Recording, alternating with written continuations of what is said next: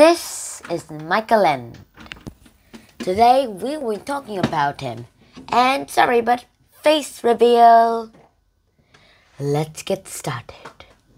Ba ba ba ba ba ba dark dark dark dark dark dark dark sun. Da da da da. Green edition. Welcome guys to an episode of Dark Shun Green Edition. Yes.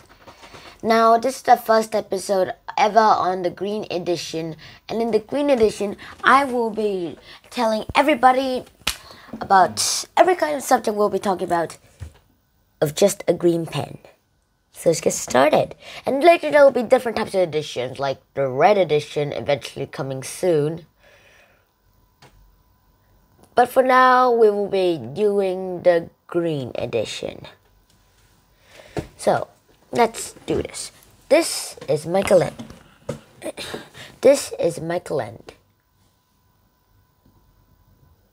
Michael End is this old German dude.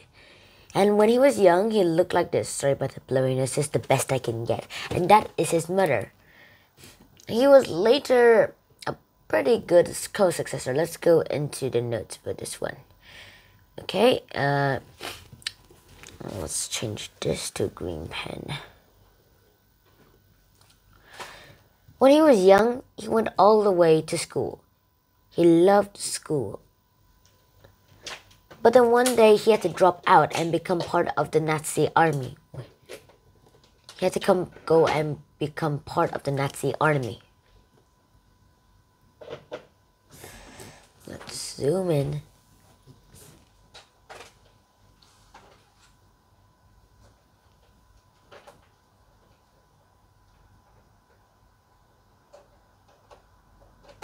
And yes, I'm not going to intimidate a lot of the allies, but he had to become part of the Nazi army, even though he didn't want to. And instead, he did this. He went as far as doing this.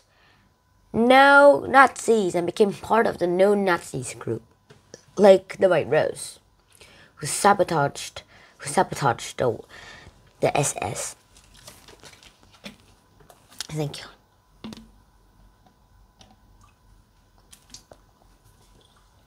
And that was how it happened. But however, there is still a lot that I'm going to tell you more about this. Later, when he quitted his Nazi service, he was relocated to Munich. He was relocated to another place, a peaceful place in Germany. And eventually had to move out of Germany. See ya! Oh.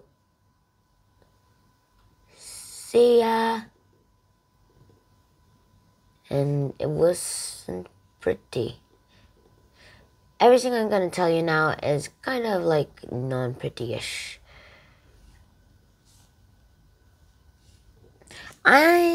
Everything I just told you is during the times all at once. Sia of Germany happened during the time when he quitted his Nazi service. And later he lived with his father, who was an artist. What the Nazis said, they were un-Nazi-like. And eventually.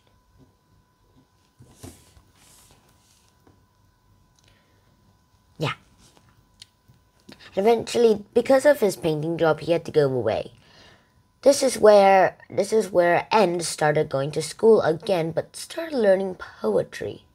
On his poetry grades, he was pretty good at it. He loved poetry a lot, and he started learning different styles.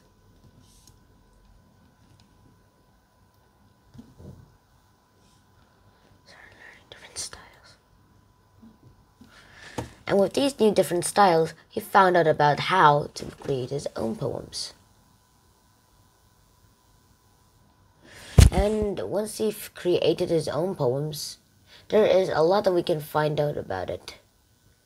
A few of his poems later became novels, such as these few novels.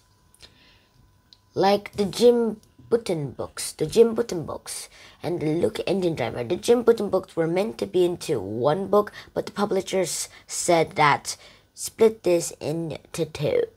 And yes, he split it into two. The first one was called Jim Button and Luke, the engine driver. Where I didn't read the book, but I'm pretty sure it's like they're friends. This guy is Jim Button and this guy is Luke. I don't know the story, by the way. And now this is the movie version. Sorry, I couldn't get handed the book cover. I'm sorry. But here's the movie version of the second book. And it's in German. Sorry. Jim Button and the Wild 13. Sorry, I couldn't get an English version. Yeah, so it's basically something like this. The Wild 13, it's pretty cool and all. There's like Jim here, and then there's Luke over there for the last one. There are like a few couples, I don't know who they are. Probably this is magical. There's like probably a main enemy by just looks of it. Probably a few friends. Probably another friend. This one looks familiar though. And that is how it works. And then eventually he wrote his book called Momo. And here's the interesting part. In the office note of Momo, he said he was sitting on one side of the train, reading a newspaper, when this other person came onto the other side of the train, telling him about Momo. And he was like, listen to it.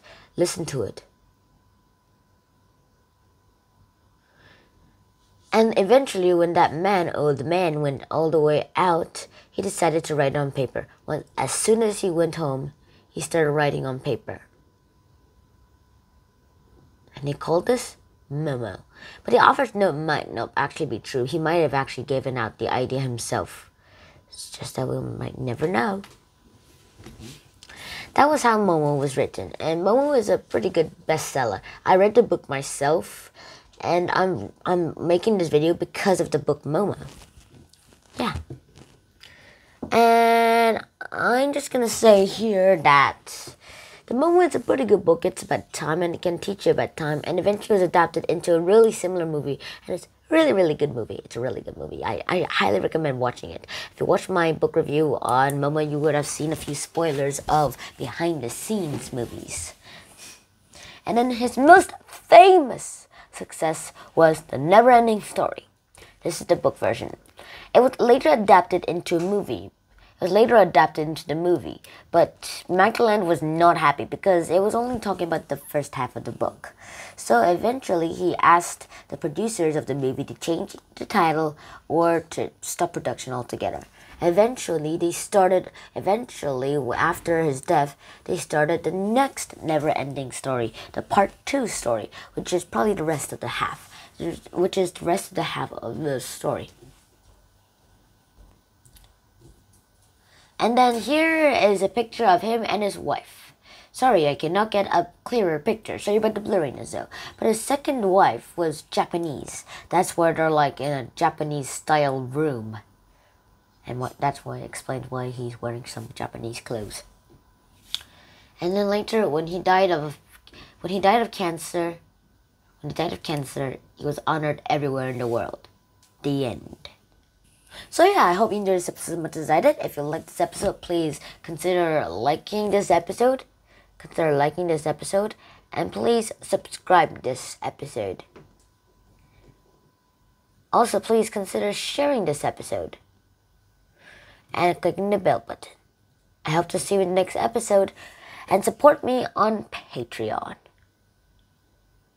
Shinhan out. See you in the next episode. Bye bye.